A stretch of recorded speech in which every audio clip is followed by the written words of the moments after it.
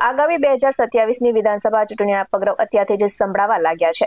ત્યારે ગુજરાત કોંગ્રેસ સંગઠને પાયામાંથી મજબૂતી કરવા માટે કમર કસી છે.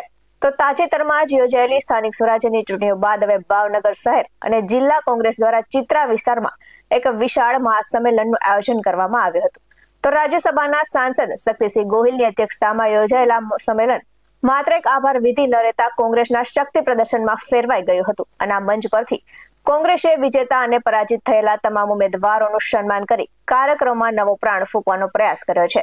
અને સાથે જ આગામી વિધાનસભાની ચૂંટણી માટે અત્યારથી જ કોંગ્રેસે રણસિંગુ ફૂંકી દીધું છે. નમસ્કાર દર્શક મિત્રો, બેસ 90 ન્યૂઝમાં આપની સાથે હું છું નેહા પટેલ. ગુજરાતમાં ભલે વિધાનસભા ચૂંટણીને હજુ વાર હોય, પરંતુ રાજકીય પક્ષે અત્યારથી જ પાયાનું સંગઠન મજબૂત કરવા માટે મોરચો સંભાળી લીધો છે. તો તાજેતરમાં જ યોજાયેલી સ્થાનિક સ્વરાજ્યની ચૂંટણીઓમાં ગરમાગરમીનો માહોલ વચ્ચે ભાવનગર શહેર અને જિલ્લા કોંગ્રેસ દ્વારા ચિત્રા વિસ્તારમાં એક ભવ્ય આભાર દર્શન મહાસંમેલનનું આયોજન કરવામાં આવ્યું હતું. તો રાજ્યસભાના સાંસદ શક્તિસિંહ ગોહિલની અધ્યક્ષતામાં યોજાયેલા કાર્યક્રમમાં માત્ર ઔપચારિક આભાર વિધિ પૂરતો સીમિત ન રહેતા કોંગ્રેસના એક મોટા શક્તિ પ્રદર્શન તરીકે ઉભરી આવ્યો છે.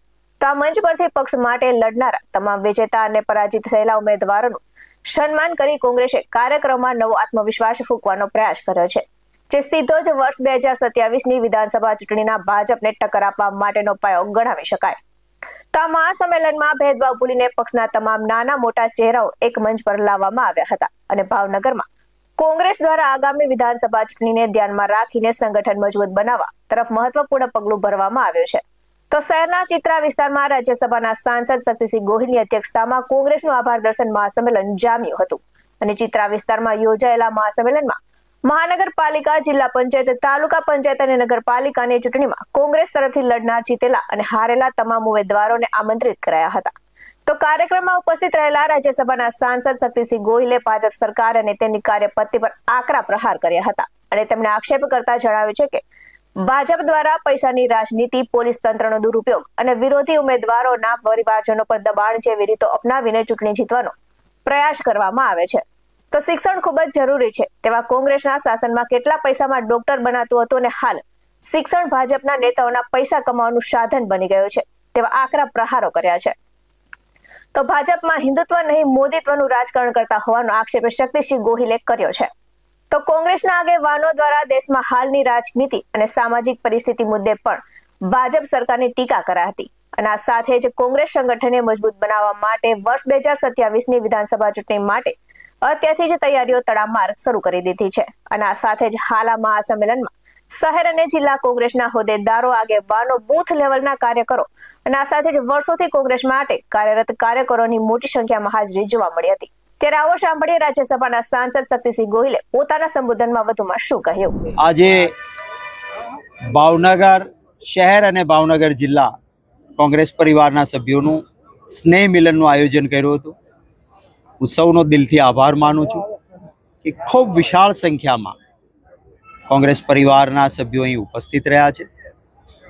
ખાસ કરીને સ્થાનિક સ્વરાજની ચૂંટણીઓમાં અપેક્ષા મુજબના પરિણામો નહીં, પરંતુ અતિશય અપેક્ષાથી વિરુદ્ધ પરિણામો આવ્યા બાદ કોંગ્રેસના કાર્યકર્તાઓ માટે માત્ર ચૂંટણી લડીને જીતી જવું એ જ નહીં, સત્તાની માટે જ સંઘર્ષ નહીં, સેવાની સાધના સાથે કામ કરતા રહેવાનો સંદેશ અહીંથી એક ઊભો થયો છે.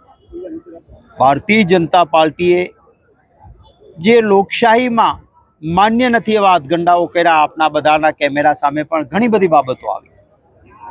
તંત્રનો દુરુપયોગ આવો ક્યારેય નહોતો થયો એવો થયો. ફોર્મ પાછા ખેંચાવી લેવા માટેના પ્રયત્નો, ખોટા કેસો. આજે પણ એક વડોદરામાં કોર્પોરેટર અમારા એને જેલમાં નાખવામાં આવ્યા. ખેર, આવા અત્યાચારો કે આવા પ્રકારની પદ્ધતિથી ઇતિહાસ સાક્ષી છે. અંગ્રેજો પણ આવું જ કરતા હતા. એનું શાસન સલામત ન રહ્યું, ના કંસનું શાસન સલામત રહ્યું. આખરે લોકશાહીમાં લોકસેવા એ આખરી ધ્યેય હોવું જોઈએ. સત્તા મળે તો સેવાની સાધના કરવી જોઈએ. સત્તા મળે તો બાકીનો અવાજ દબાવીને અન્યાયી ગેરકાયદેસર રીતે તંત્રના દુરુપયોગ આ ન થવા જોઈએ.